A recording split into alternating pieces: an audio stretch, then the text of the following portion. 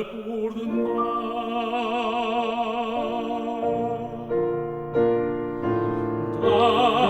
kota besar atau dalam limbah, jiwa sama berharga di matamu. Kemana saja ku telah setia, ku mau cinta yang dicintamu.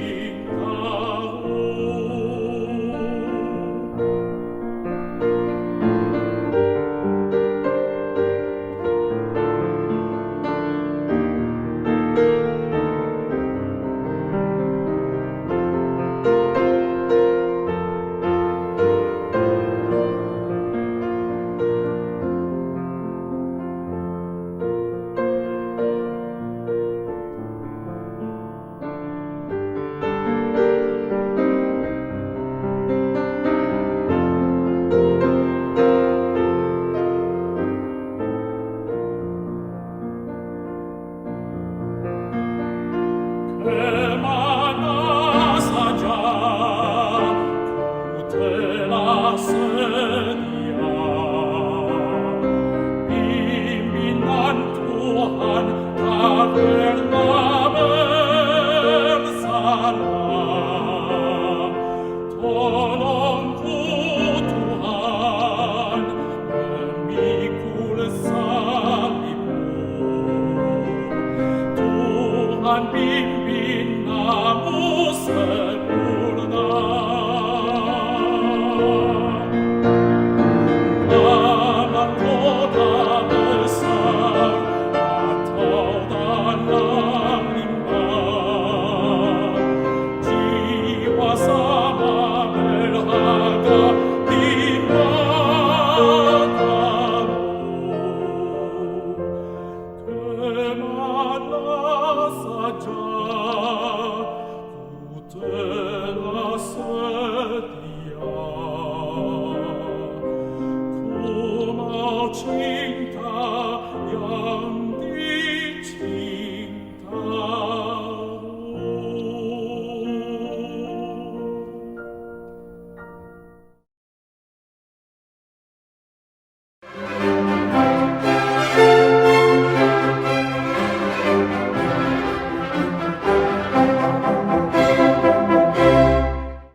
Saya akan membaca dari kitab Roma pasal 5 dari ayat 6 sampai ayat dengan 11. Semua dengar dengan baik-baik. Kitab Roma pasal 5 ayat ke-6. Karena waktu kita masih lemah, Kristus telah mati untuk kita orang-orang durhaka pada waktu yang ditentukan oleh Tuhan. Sebab tidak mudah seorang mau mati untuk orang yang benar, tetapi mungkin untuk orang yang baik ada orang yang berani mati. Akan tetapi Allah menunjukkan kasih-Nya kepada kita oleh karena Kristus telah mati untuk kita ketika kita masih berdosa. Lebih-lebih karena kita sekarang telah dibenarkan oleh darah-Nya, kita pasti akan diselamatkan dari murka Allah. Ayat 10, sebab jikalau kita ketika masih seteru diperdamaikan dengan Allah oleh kematian anaknya, lebih-lebih kita yang sekarang telah diperdamaikan pasti akan diselamatkan oleh hidupnya. Dan bukan hanya itu saja, kita malah bermegah dalam Allah oleh Yesus Kristus Tuhan kita, sebab oleh Dia kita telah menerima pendamaian itu. Saudara-saudara sekalian, hari ini kita akan melihat 3 istilah yang penting muncul di dalam bagian kitab suci ini, yaitu pasal 6, pasal 8, dan pasal 10. Ketiga ayat ini masing-masing mengandung satu istilah yang melukiskan keadaan kita di hadapan Tuhan Allah. Siapakah saya? Saya sendiri mengenal sayakah? Tidak. Manusia belum pernah bisa mengenal diri. Seperti engkau tak bisa melihat mukamu bagaimana, kecuali engkau berdiri di depan cermin. Waktu di depan cermin, engkau bukan mau lihat kacanya, engkau mau lihat kaca yang merefleksikan keadaan dirimu di dalamnya. Maka orang lihat kaca bukan lihat kaca, orang lihat kaca mau lihat diri. Demikian kita tak bisa mengenal diri, kita tak pernah mengetahui siapakah diri saya sendiri. Itu sebab kita melalui kaca rohani baru bisa mengenal siapakah dan keadaan kita bagaimana. Dan kaca rohani itu adalah firman Tuhan. Itu sebab dalam buku Yakobus dikata, jikalau engkau sudah mendengarkan firman Tuhan, engkau harus bertobat. Karena engkau sedang melihat kaca yang menunjukkan dirimu sendiri. Sesudah itu jangan lupa wajahmu bagaimana. Mengapa engkau lihat kaca? Engkau mau lihat di mana kotornya, di mana jeleknya, di mana kurang rapinya. Setelah lihat kaca, bukan pergi, bukan lupa, tapi membikin betul dirimu sendiri. Kita bisakah mengenal diri kita sendiri? Tidak bisa. Kita bisakah membikin betul kita sendiri? Tidak bisa. Tetapi Alkitab berkata Tuhan memberikan firman untuk mencerminkan segala dosa kita. Lalu Tuhan memberikan Kristus untuk membereskan segala dosa kita. Itu sebab di dalam Roma pasal 5 ayat 6, ayat 8 dan ayat ke-10, 3 kali melukiskan keadaan kita di hadapan Tuhan. Keadaan bagaimana? Ayat 6 mengatakan pada waktu kita masih lemah, Kristus mati bagi kita. Ayat 8 mengatakan pada waktu kita masih berbuat dosa, Kristus mati menurut waktu yang ditetapkan oleh Allah bagi kita. Ayat ke-10 mengatakan pada waktu kita masih menjadi musuh Tuhan Allah, maka anak Allah telah mati bagi kita di atas kayu salib. Sehingga di dalam ayat 6, ayat 8, ayat 10 ini adalah 3 status kita di hadapan Tuhan. Setiap orang di hadapan Tuhan dilukiskan dengan 3 status. Siapakah saya? Saya orang yang lemah. Siapakah saya? Saya orang yang berdosa. Siapakah saya? Saya yang memusuhi Tuhan Allah. Mengapakah 3 istilah ini muncul? Karena Tuhan tidak mau kita tidak mengenal diri kita sendiri. Orang yang tidak mengenal diri sendiri akan memboroskan hidupnya, terus menerus berada hidup dalam kegelapan. Tetapi orang yang sudah mengenal diri sendiri, dia mengetahui dia sudah rusak, dia mengetahui dia sudah berdosa, dia mengetahui dia sudah menjadi musuh Tuhan, maka dia baru perlu minta pertolongan dari Tuhan. Kalau kita rasa diri baik, kita rasa diri bangga, kita rasa diri mulia, maka kita bukan saja tidak rendah hati untuk minta pertolongan, kita menjadi sombong, kita menjadi angku, dan kita menjadi orang-orang yang merebut kemuliaan dari Tuhan Allah. Saudara-saudara, berapa banyak orang beragama, tapi agama mereka tidak menjadikan mereka bertobat. Agama mereka menjadikan mereka sombong. Engkau kira engkau baca kitab lebih banyak orang lain? Engkau kira engkau telah berpuasa? Engkau kira engkau telah berbuat baik? Engkau kira engkau telah memberikan sedekah ke orang miskin? Saben hari yang kau pikirkan adalah bagaimana menghitung jasamu. Tapi Alkitab mengatakan di hadapan Tuhan Allah tidak ada satu orang berjasa, tidak ada satu orang mempunyai kebajikan, tidak ada seorang mempunyai pengertian kebenaran, tidak ada seorang sungguh-sungguh mencari Allah. Di dalam agama manusia bukan mencari Allah. Di dalam agama manusia melarikan diri dari murka Allah. Maka mereka kira kalau mereka berbuat baik, mereka boleh diperkenan oleh Tuhan. Tapi Alkitab mengatakan tidak ada seorang baik, seorang pun tidak yang baik di dunia ini. Orang berbuat baik adalah untuk menghitung jasa, untuk membangunkan kebolehan diri sendiri. Itu malah menjadi kebencian dari Tuhan Allah. Allah paling benci manusia yang membenarkan diri. Allah paling tidak bisa terima manusia yang sombong. Barang siapa yang menganggap diri lebih baik dari orang lain, orang itu adalah orang yang telah menipu diri, orang yang telah menudungi hati nurani, tidak disinari oleh Tuhan. Alkitab mengatakan, siapakah saya? Saya adalah orang yang lemah. Pada waktu kita lagi lemah, Kristus mati bagi kita. Pada waktu kita lagi berdosa, Kristus menurut waktu dan hari yang ditentukan Tuhan mati bagi kita. Pada waktu kita masih menjadi musuh Tuhan Allah, Yesus anak Allah mati untuk mengganti dan memperdamaikan kita dengan Allah. Mengapa pakai tiga istilah ini? Saya lemah, saya berdosa, dan saya seteru Allah. Tiga istilah ini tahap makin lama makin berat. Pada waktu saya lemah, berarti saya tidak bisa berbuat apa-apa. Saya tidak berdaya. Sama seperti orang sakit keras di atas tempat tidur, dia mau cuci muka saja tidak kuat. Dia mau bangun untuk mandi tidak kuat. Dia mau berjalan tidak kuat, karena dia lemah. Dengan istilah lemah, Tuhan beritahu kepada kita, kita tidak ada satu orang bisa berbuat baik. Kita semua mengetahui apa itu baik. Semua agama mengajar orang baik. Semua pemimpin-pemimpin agama ingin baik. Tapi pemimpin-pemimpin agama semua tidak baik. Apa sebab? Karena kebaikan itu adalah sifat ilahi, dan hanya Allah yang bisa melakukan kebajikan, karena dia adalah Allah yang bajik. Seorang pemuda datang kepada Yesus Kristus, menyebut dia guru yang baik. Yesus mengatakan, mengapa memanggil aku guru yang baik? Yang baik hanya satu, yaitu Allah. Kalimat itu sebenarnya menyindir, apakah kau sudah mengetahui saya Allah, sehingga engkau menyebut aku guru yang baik? Engkau mau cari apa? Engkau mau cari hidup yang kekal? Mau cari hidup yang kekal, mengapa datang kepada guru yang baik? Datang kepada Tuhan dong.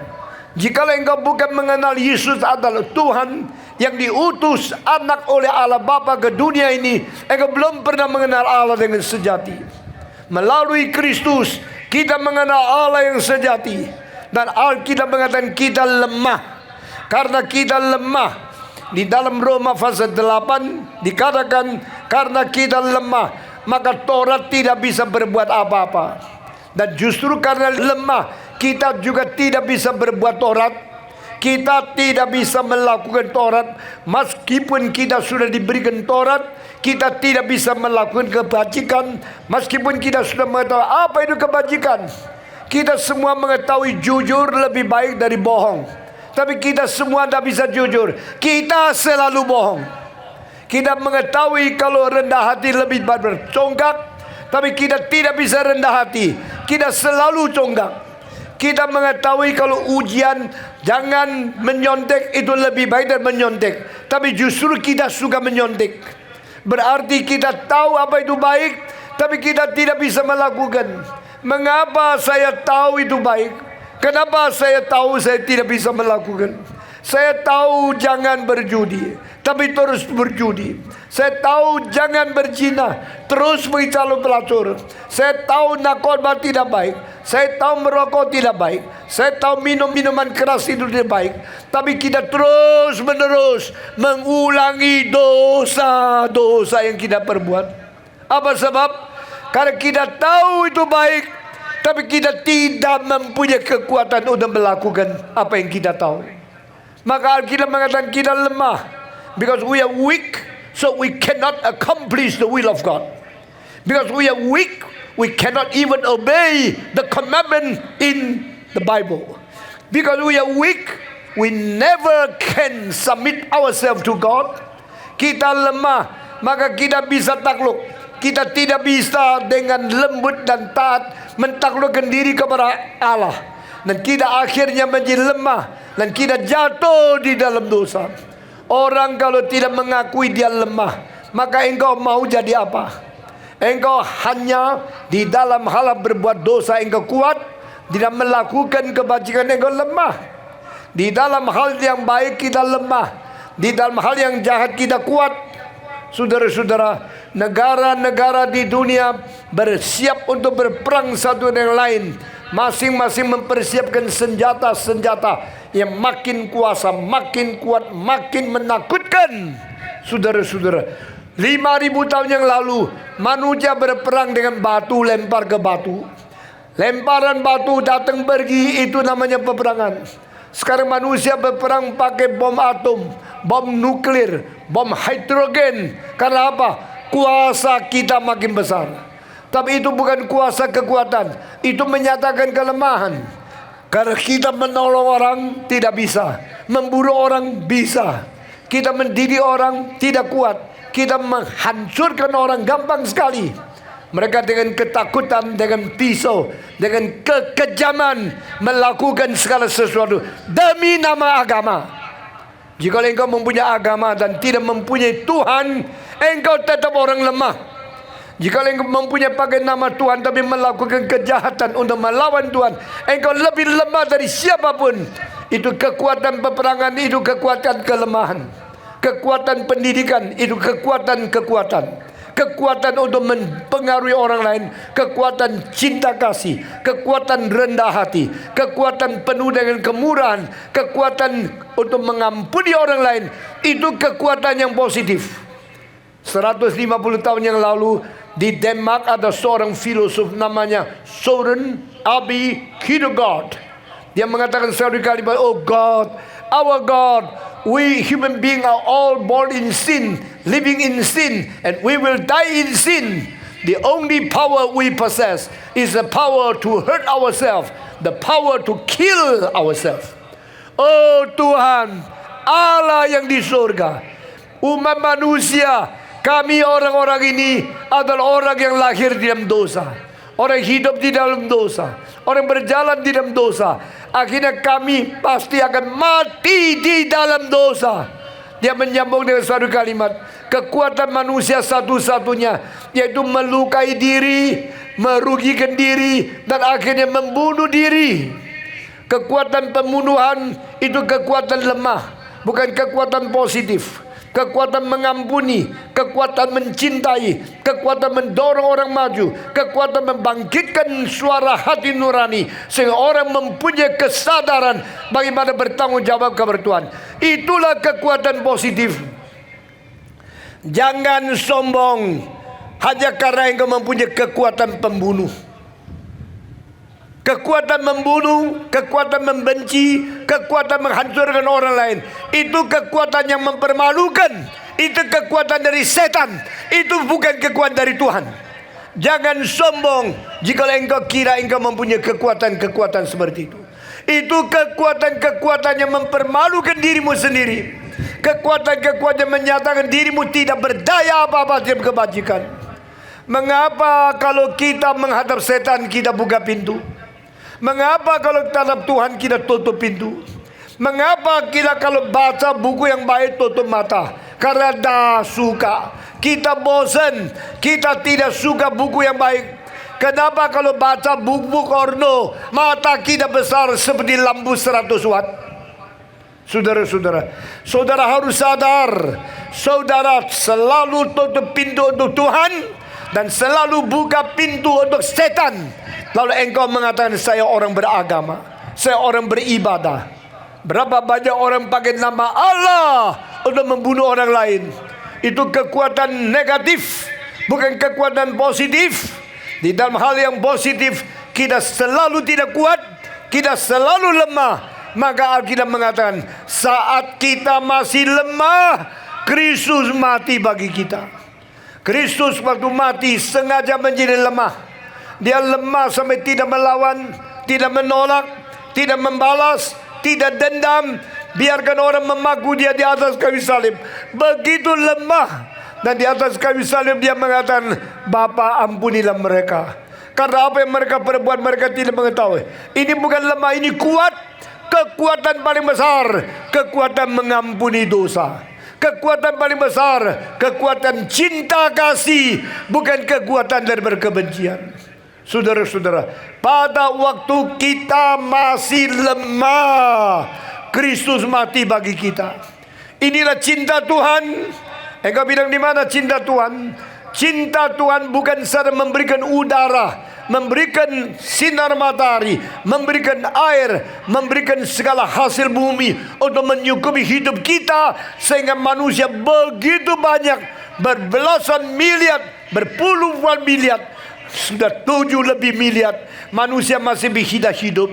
Ini cinta Tuhan. Tapi cinta Tuhan di dalam menghidupkan jasmania kita, itu bukan cinta yang paling besar. Cinta Tuhan yang lebih besar adalah mengampuni dosa kita, mengirim Kristus mati di atas kayu salib, mengganti hukuman yang seharusnya kita terima. Cinta Tuhan dinyatakan kepada kita di dalam Kristus yang mati bagi kita pada waktu kita masih lemah.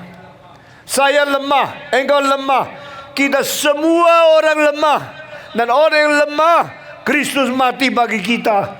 Karena dia mempunyai kekuatan menebus, mempunyai kekuatan mengampuni, kekuatan mengasihi, kekuatan membereskan dosa kita. Itulah kekuatan yang sungguh-sungguh.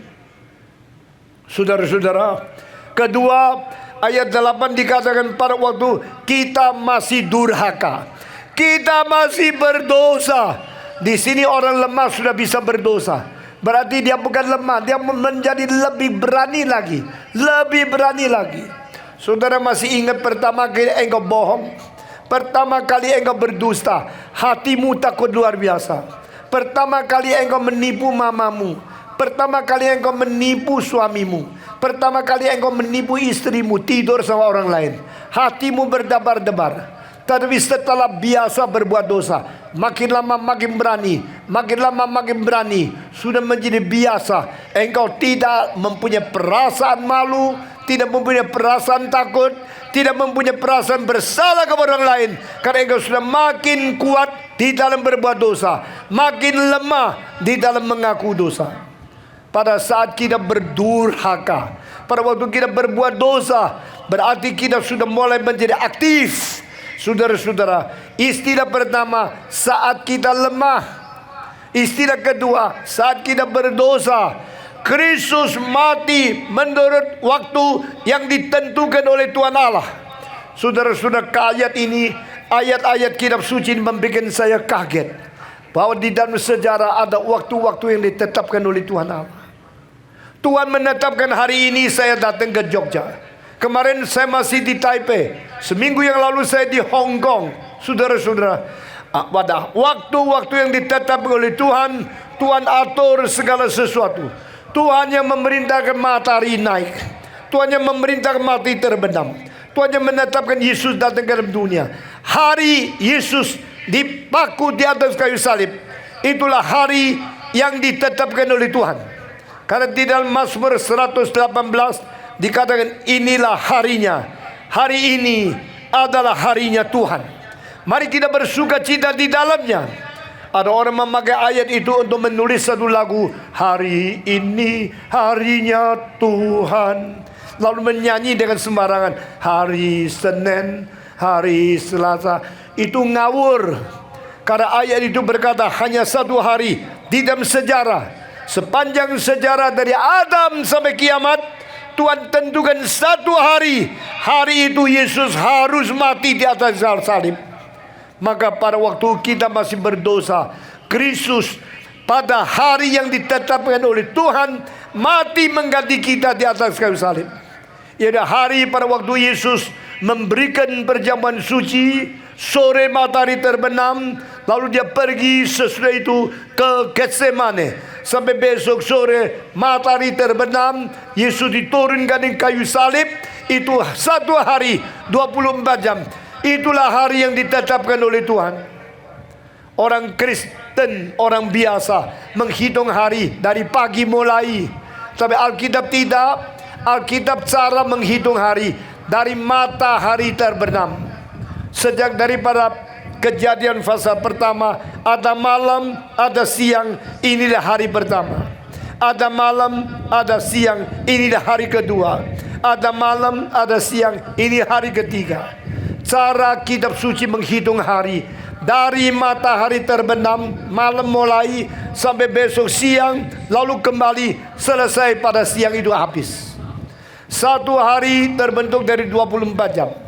Menurut kitab suci, hari mulai daripada matahari terbenam, berhenti pada hari esoknya matahari terbenam. Hari itu Yesus memberikan perjamuan suci. Yesus masuk ke Getsemane. Yesus ditangkap karena Yudas menjual dia dengan 30 keping perak. Lalu Yesus diadili 6 kali. Sepanjang malam suntuk tidak tidur. Dan Yesus akhirnya dipaku di atas salib. Pada waktu jam 9 esoknya. Sore jam 3 dia hembuskan napas terakhir. Dan berteriak, "My God, I give my life in your hand." Aku serahkan nyawaku di dalam hidupmu. 3 jam kemudian dia diturunkan dari salib, dikuburkan. Itulah 1 hari. Maka Roma pasal 5 ayat ke-8 mengatakan, pada waktu kita berbuat dosa, Kristus mati menurut hari yang ditentukan oleh Allah, mengganti kita di atas kayu salib. Saudara-saudara, di sini ada 2 hal. Pertama, rencana Allah. Kedua, penggantian. Hari itu ditetapkan oleh Allah. Hari itu dipersiapkan oleh Allah. Hari itu telah direncanakan oleh Allah menjadi hari penebusan. Dan kedua, Kristus mengganti kita. Substitusi, penggantian. Ini adalah satu hal yang tidak ada pada agama yang lain. Kristus mati mengganti kita. Kristus menanggung dosa kita. Kristus menanggung hukuman dari Tuhan Allah yang sepatutnya diterima oleh engkau dan saya. Kristus telah menerima tanggungan dosa itu. Saudara-saudara, He replaced you. He substitute me. Kristus mengganti engkau dan saya mati. Mati pada hari yang ditentukan oleh Allah Bapa. Sejarah dunia tidak perlu kecewa, karena ada satu hari yang ditetapkan Tuhan Allah mengirim anaknya yang tunggal, Yesus Kristus, mati di atas kayu salib. Pada hari yang ditentukan, dia mati bagi kita. Di dalam Roma pasal 5 mengatakan, tidak ada orang mau mati untuk orang berdosa. Kalau mati untuk orang baik, mungkin. Mati untuk orang benar, sedikit. Tapi mati untuk orang berdosa, hanya Allah yang mengerjakan. Karena Allah mencintai kita. Allah mencintai orang berdosa, dan Allah membenci dosa dari orang itu. Seperti engkau mencintai anakmu, tetapi engkau tidak mencintai kotoran yang berada di muka anakmu. Tuhan mencintai engkau, tapi Tuhan tidak mencintai dosa yang ada pada kamu. Tuhan mencintai engkau, Tuhan tidak mencintai bohong yang ada pada hidupmu. Engkau bohong, engkau berjudi, engkau berzina, engkau berbuat segala kejahatan. Itu semua adalah hal yang dibenci oleh Tuhan Allah. Tapi engkau yang berbuat dosa, ada orang yang dicintai oleh Tuhan Allah. Itu sebab Allah perlu mengirim Kristus mengganti kita, untuk menanggung dosa kita, supaya dosa keluar dari kita dan kita masuk ke dalam pangkuan Tuhan Allah. Pada waktu kita berbuat dosa, Kristus mati bagi kita menurut hari yang ditetapkan oleh Tuhan Allah. Ini adalah ayat yang ke-8. Ketiga, ayat ke-10. Pada waktu kita masih menjadi seturu Allah, pada waktu kita masih memusuhi Tuhan Allah, engkau bilang, saya tidak pernah menjadi musuh Allah. Benarkah engkau tidak pernah menjadi musuh Allah? Mengapa engkau lakukan hal-hal yang berlainan dengan apa yang Tuhan tetapkan? Tuhan mau kita jujur, kita bohong. Tuhan mau kita rendah hati, kita sombong. Tuhan mau kita benar, kita tidak benar. Saudara-saudara, Tuhan mau kita melakukan keadilan, kita tidak adil. Saudara-saudara, mengapakah setiap negara ada pengadilan? Karena setiap bahasa, setiap negara, setiap kebudayaan mengakui keadilan itu penting. Saudara-saudara, kita tahu keadilan itu penting. Kita tahu itu segala keadilan itu kalau ada, baru dunia ini bisa damai. Betul. Tetapi saya mau tanya, kenapakah keadilan itu dipermain-mainkan oleh pengadilan? Pengadilan makin tinggi, permainan makin kotor. Pengadilan-pengadilan bukan menjadi tempat melakukan keadilan, menjadi tempat mempermainkan keadilan. Yang memberikan uang banyak, dosanya diloloskan. Yang tidak kasih uang, ditetapkan dosanya. Saudara-saudara, inilah dunia. Pada waktu Pilatus menghakimi Yesus Kristus, dia mengetahui Yesus tidak bersalah, maka dia berkata 3 kali, aku tidak menemukan ada dosa pada orang ini.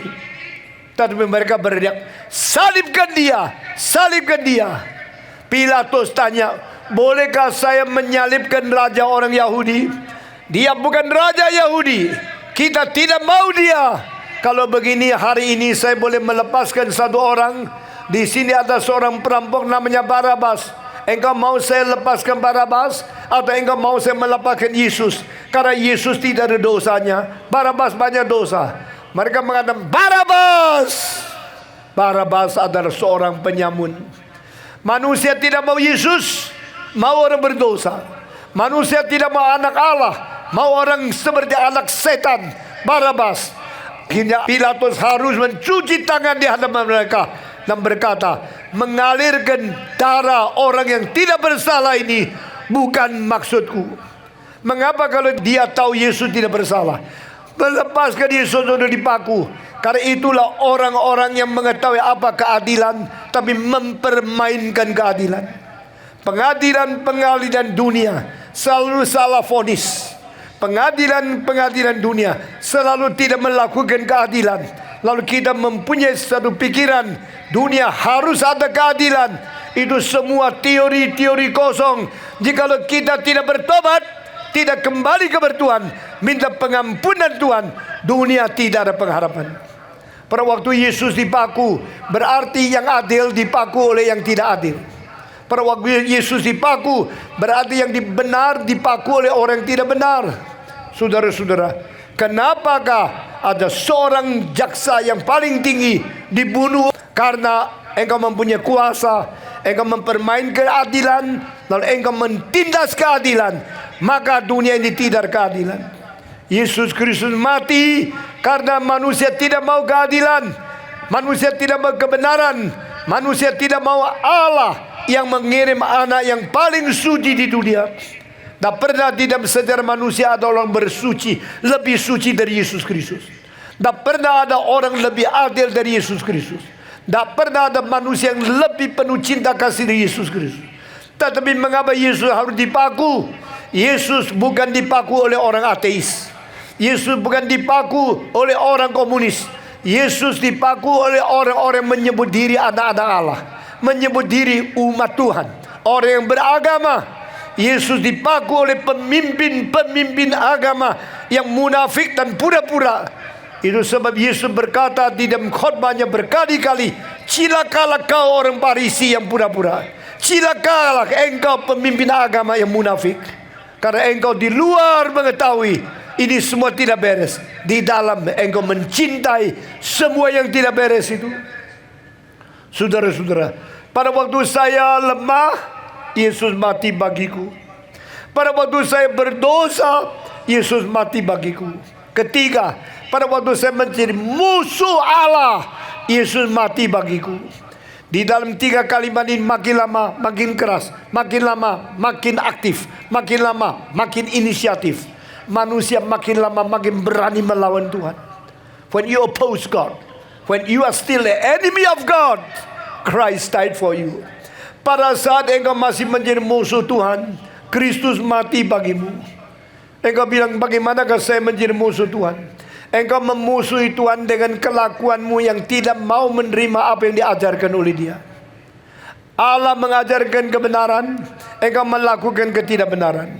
Allah mengajarkan kesucian, engkau hidup dalam ketidaksucian. Dengan keadaan fakta hidup kita, kita telah menjadi orang melawan Tuhan, menjadi musuh Tuhan saban hari. Setiap hari kita menyeturui Tuhan, setiap langkah kita melawan Tuhan. Saudara-saudara, jikalau saya hidup menghadapi terang, dengan sendirinya bayang-bayang di belakang saya. Tak mungkin saya menghadap terang lalu melihat bayang-bayang saya di depan saya. Karena kalau saya menghadap terang, cahaya terang akan membawa bayang-bayang di belakang saya. Itu satu arah cahaya diri saya dan bayang-bayang saya. Tetapi bagaimana kalau saya melihat bayang-bayang di depan saya? Itu membuktikan cahaya di belakang saya. Betul tidak? Saya kira engkau semua mengerti. When I am facing light, my shadow should be behind me. But when I see my own shadow, it means the only possibility, the light is behind me. Jikalau saya melihat bayang-bayang, ini membuktikan cahaya di belakang saya. Sekarang saya mau tanya, manusia melihat hari 2015, lalu melihat hari 2020, melihat hari 2030, melihat abad ke-22, abad ke-23. Waktu kita lihatkan hari depan, kita melihat terang atau lihat gelap? Kita melihat gelap. Kalau negara mempunyai nuklir, dunia kalau berperang pakai nuklir akan hancur di dalam berapa detik. Siapa menjadi musuh manusia? Manusia. Siapa menghancurkan manusia? Manusia. Siapa menghancurkan kebudayaan manusia? Manusia. Manusia menjadi ancaman manusia. Manusia akan memusnahkan manusia. Manusia telah mempunyai kepintaran bikin segala bom yang paling dahsyat, akhirnya untuk menghancurkan seluruh manusia sendiri. Bukankah hari depan kita penuh dengan kegelapan? Jika hari depan kita penuh kegelapan, kita melihat kepada hari depan, kita menemukan kegelapan yang menakutkan, ini berarti terang di belakang kita. Ini berarti manusia menghadapi dosa dan membelakangi Tuhan. Kita membelakangi kesucian Tuhan. Kita membelakangi keadilan Tuhan. Kita membelakangi kebenaran Tuhan. Itu bukan musuh Tuhan. Maka saya percaya ini kalimat semua benar. When we are still weak, when we are still a sinner, and we are still the enemy of God. Ketiga istilah ini, pada saat kita masih lemah, pada saat kita masih berdosa, pada saat kita masih menjadi seteru Allah, inilah tiga status kita di hadapan Tuhan. Manusia jangan menyangkal, jangan lagi menolak, jangan lagi tidak mau mengaku keadaan yang dituduh oleh Tuhan. Engkau adalah orang lemah. Itu sebab engkau tidak bisa menjalankan Taurat, engkau tidak bisa melakukan kebajikan. Engkau adalah orang berdosa, maka engkau lebih suka gelap daripada terang. Engkau lebih suka nak korban, lebih suka melacur daripada pelihara istrimu baik-baik. Engkau lebih suka berbuat dosa karena engkau tidak ada Tuhan di dalam hatimu, tidak ada Tuhan di dalam pikiranmu, tidak ada Tuhan di dalam hati nuranimu. Maka engkau berbuat dosa, mengikuti birahi, mengikuti segala tipuan dan godaan dari setan. Engkau meninggalkan Tuhan. Karena kita lemah, karena kita berdosa, maka kita sudah berani melakukan hal-hal melawan Tuhan, karena kita menjadi musuh Tuhan Allah. Tapi saudara-saudara, berita Injil, kabar baik, yaitu pada saat saya masih lemah, Kristus datang menyelamatkan saya. Pada saat saya masih berdosa, Kristus mati menurut hari yang ditetapkan oleh Allah untuk mengganti saya. Pada saat saya masih menjadi seteru Allah, melalui anak Allah yang tunggal yang dikirim ke dalam dunia, saya boleh diselamatkan. Itu sebab kabar baik dari Alkitab adalah demikian. Demikianlah Allah yang mengasihi isi dunia. Demikianlah besar cinta kasih Allah kepada dunia, sehingga dikirimnya anak yang tunggal itu, supaya barang siapa yang percaya kepada dia jangan binasa, melainkan beroleh hidup yang kekal. Hari ini saya tidak tahu engkau siapa. Engkau Kristen kah, Katolik kah, Buddha kah, Hindu kah, Islam kah? Tuhan mencintai seluruh dunia. Tuhan mencintai semua manusia. Dan Alkitab berkata Tuhan mencintai orang lemah, Tuhan mencintai orang berdosa, Tuhan mencintai seterunya, sehingga dikirimnya anak yang tunggal Yesus Kristus turun ke dunia. Firman menjadi daging, Allah menjadi manusia. Dia datang ke dunia melalui naungan Roh Kudus, dilahirkan oleh anak darah Maria, memiliki tubuh yang berdaging dan darah, supaya dia boleh mati bagi kita. Jika Yesus tidak mati bagi kita, kita tidak bisa menerima hidup yang baru. Jika Yesus Kristus tidak dicambuk, dapat bilurnya, kita tidak ada kesembuhan. Jika Yesus tidak menerima hukuman, kita tidak ada sejahtera. Jika Yesus tidak diadili secara tidak adil, kita tidak mungkin didamaikan dengan Tuhan Allah. Jika Yesus tidak mengalirkan darahnya, dosa tidak bisa diampuni. Pada waktu Yesus dipaku di atas kayu salib, dia berdoa kepada Allah Bapa, ampunilah mereka, karena apa yang mereka perbuat mereka tidak mengetahui. Dan dalam kalimat keempat dia berkata, my God, why has you forsaken me? Mengapa engkau meninggalkan aku? Allah meninggalkan Yesus Kristus. Ini bukan dijawab oleh Allah, ini harus dijawab oleh engkau dan saya. Oh Tuhan, Allah Bapa meninggalkan engkau adalah karena engkau mengganti saya. Kristus mengganti kita menerima hukuman dari Allah. Itu sebab Tuhan berkata, barang siapa menerima anakku yang tunggal, barang siapa menerima dia, mendapatkan pencurahan darah untuk mengampuni dan membersihkan dosamu, engkau akan berdamai dengan aku. Dan barang siapa yang mati beserta Kristus akan bangkit beserta Kristus. Karena Yesus yang mati hari ketiga bangkit, diangkat ke surga, duduk sebelah kanan Allah Bapa, berdoa syafaat bagi kita siang malam. Itu sebab engkau menjadi orang Kristen, engkau mengetahui, saya dulu lemah, saya berdosa, saya musuh Tuhan Allah, tapi Kristus telah merubah saya, menyelamatkan saya, berdamaikan saya dengan Tuhan Allah. Hari ini saya akan tutup khotbah ini, dan saya minta saudara-saudara semua jawab Tuhan, engkau menerima Yesus sebagai juru selamatkah? Maukah engkau menerima Yesus? Semua jawab saya. Maukah engkau menerima Yesus yang mati bagimu?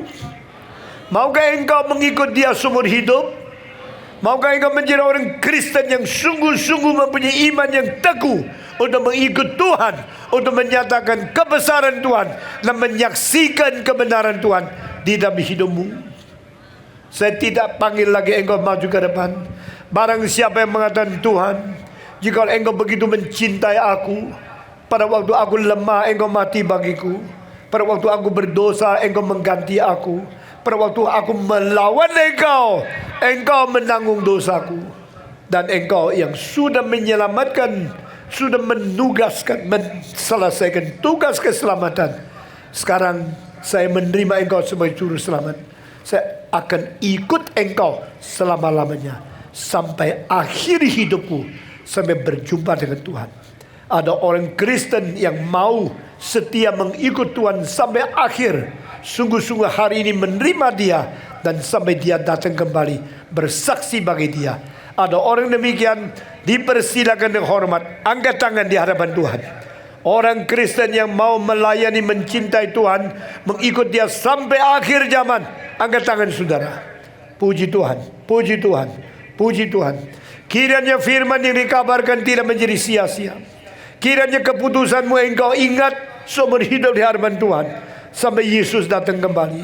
Jika di antara kita ada orang bukan Kristen, engkau sama-sama dicintai Tuhan, engkau sama-sama boleh berbakti kepada Dia, engkau sama-sama boleh mengikut Tuhan, karena Tuhan mencintai engkau seperti mencintai semua orang. Mari kita berdiri bersama-sama. Bapa terima kasih, Bapa terima kasih, Bapa di dalam surga, ku beri terima kasih. Mari kita tunduk kepala, kita masuk di dalam doa. Bapa di dalam surga, kami berterima kasih di dalam pembaruan iman nasional malam ini. Engkau sudah berkata-kata, engkau sudah bekerja di dalam hati kami. Engkau menguatkan iman kami, dan engkau menantang kami kembali menjadi orang Kristen yang setia, orang Kristen yang tekun, orang Kristen yang konsisten mengikut engkau sampai ajal hidup kami, sampai berjumpa dengan Tuhan di dalam kekekalan. Terimalah doa kami, kuatkanlah rohani kami, dan pimpinlah hari depan kami. Dengar doa kami ya Tuhan. Semua janji kami di dalam hati, semua pengertian yang Tuhan berikan, semua iman yang sudah Tuhan bangkitkan di tengah-tengah kami, kami akan pelihara sampai ketemu dengan Engkau di surga. Dengar doa kami yang kami panjatkan dalam nama Yesus Kristus, penebus dan juru selamat kami yang hidup. Amin.